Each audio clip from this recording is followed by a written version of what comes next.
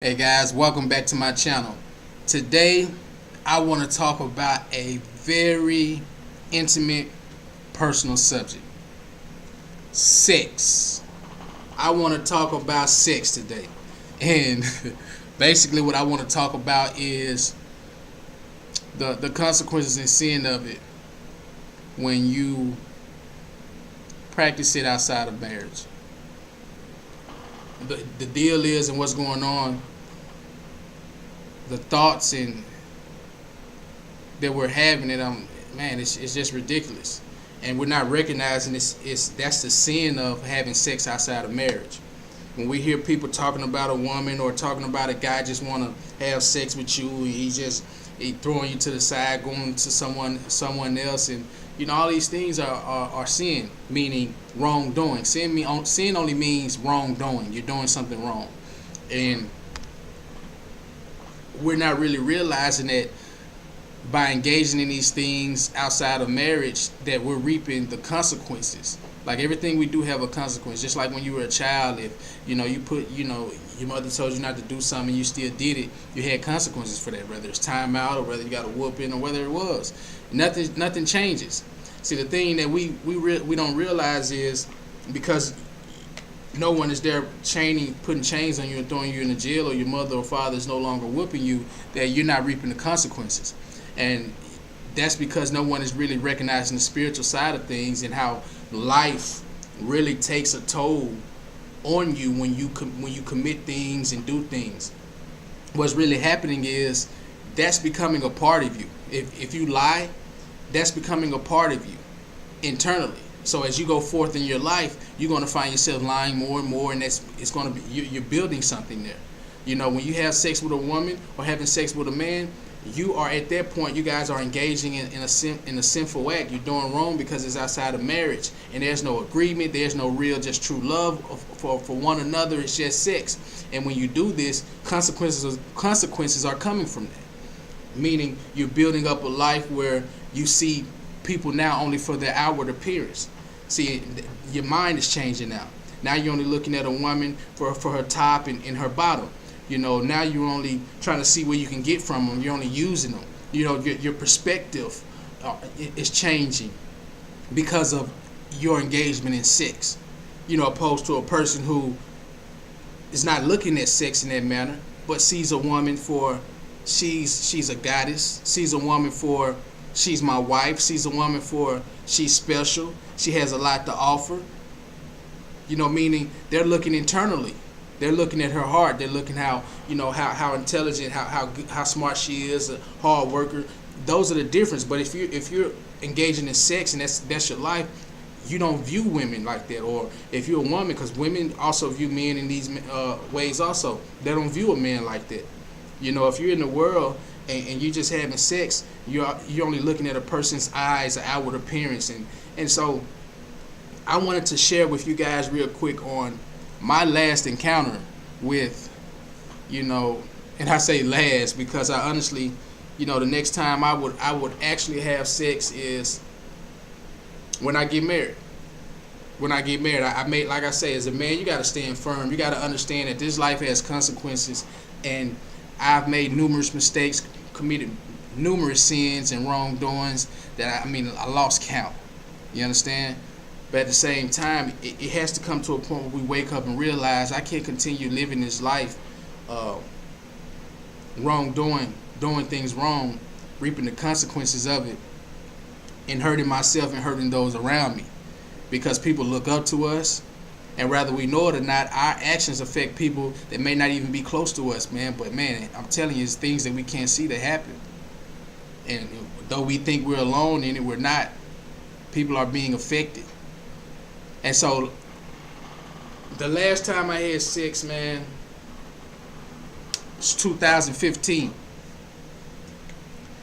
And at this point, I was getting deeper in my walk with God and holding on to those words. But at the same time, I still had that 1 foot in and 1 foot out. And I was leaning on my own understanding. And scriptures say don't lean on your own understanding. And I want you guys to understand, yes, it's a process, guys.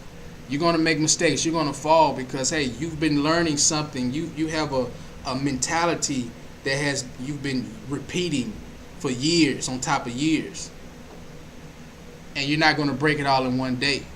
It's a process. It's a step. It's a choice each and every day. You have to die to yourself. And so, at that particular point, I was getting stronger in my faith and walking more with God. Slowly killing myself, but I didn't fully kill myself. Meaning, my old self, that self of lust, that self of womanizing, I didn't totally kill it. And I ended up living with a woman and staying with her. And in my mind, that really wasn't even what it was supposed to be. We were just friends. We were just cool. But it happened that way, and here my mind thinks, and as I think about it, it's a mentality that I picked back up from where I was born, where the man felt if you come around a woman or in order to subdue her, I need to have sex with her. And in that sense, and being in that confined home, I felt that I needed to have sex with her, just leaning on my own understanding. As I sit here and think about it, it's just stupidity. It's literally just ignorance because I knew better. But really didn't embrace the better. But what happened was, as soon as I did it, because my faith had been getting stronger, and like I say, I was serious about being in that Bible and understanding and breaking the religious ways, breaking the generational curses that are on us and that were particularly on me. What I did was, as soon as I laid down with her and I had sex, before we were friends, laughing, giggling, but once we laid down, the consequences became a sense of ownership. She began immediately to catch feelings that weren't there before, like they were just shown visible at that point. The attitudes began,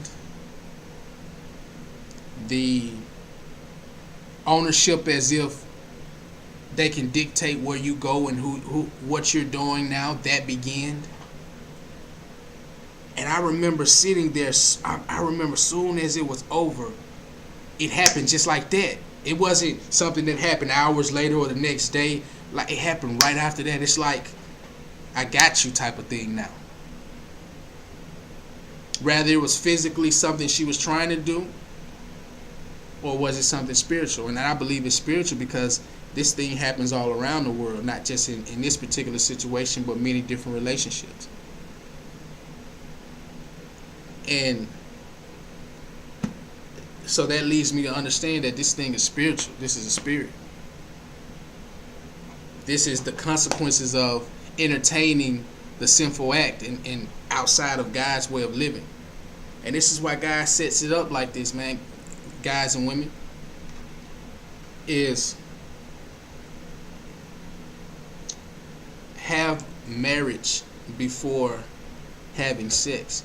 Because at that point, you have an understanding between one another. You have love between one another.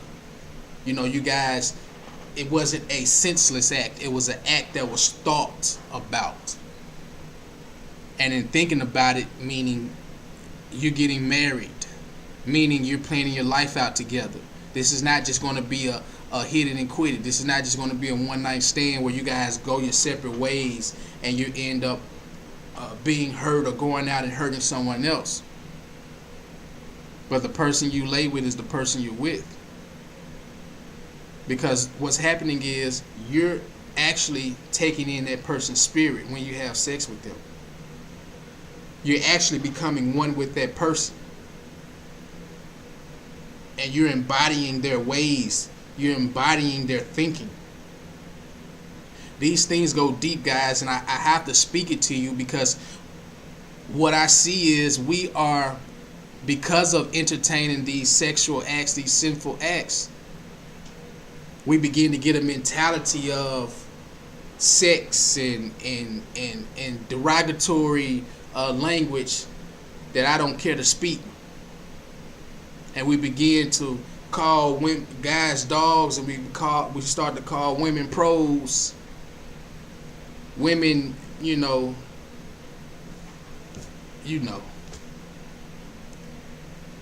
and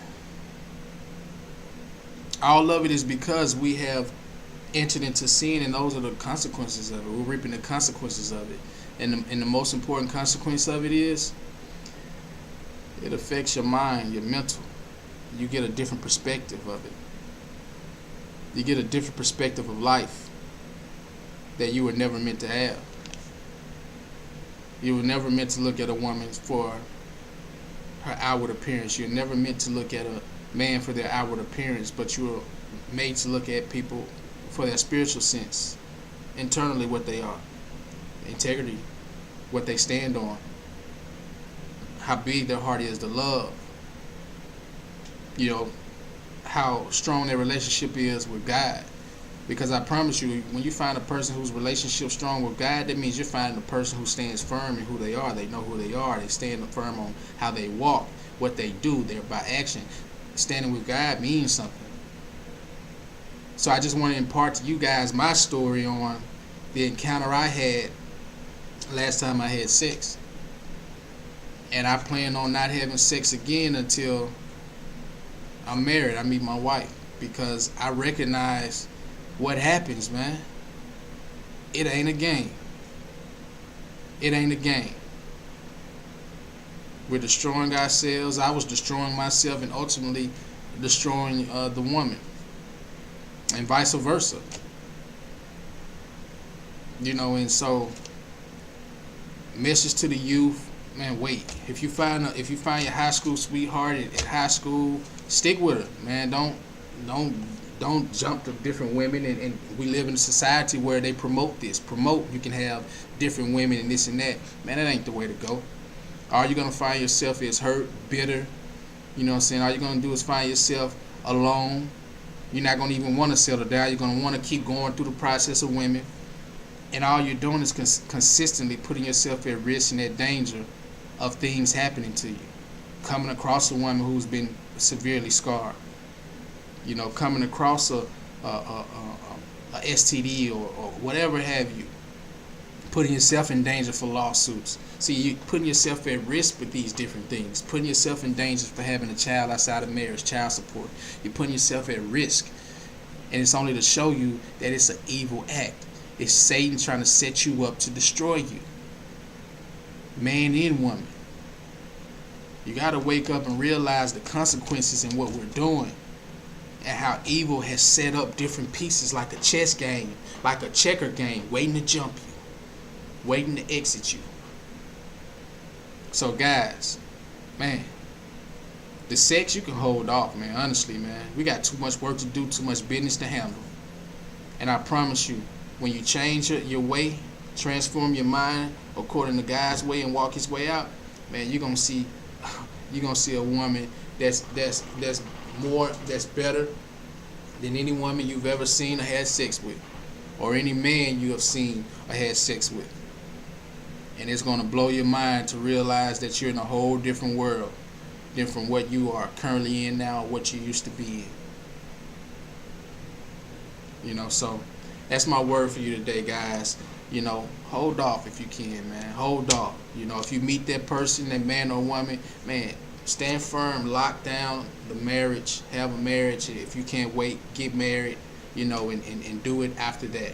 You know, but make sure you guys are one with each other. Make sure you are on the same page. Make sure you have the same mindsets. You guys are looking to move forward together, because the one-night stands are only ruining us. The one-night stands are keeping us scarred. The one-night stands are just destroying us, man, and will destroy anything that we have, anything we touch after that, because it's changing our mind in the way we see life, and we're not seeing life according to God's way. So, guys, that's all I have for you. Just want you to know I love you guys, and I'm going to keep pouring it in, guys, because I want you to be at the full potential God designed you to be. And these ways are God's way. These ways of walking life out the best way possible, without the distractions, but staying focused on your will and your purpose. God, yes, God set up, God made woman. Yes, God made family and marriage.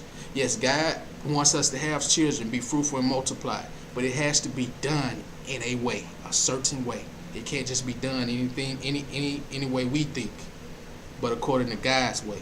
And when we do it according to God's way, we have no stress. It's nothing but peace and joy. It's nothing but smiles and love, guys. I mean it. It's true. Man, it's true. But don't forget to embrace the struggle, guys. That's what the growth is later on.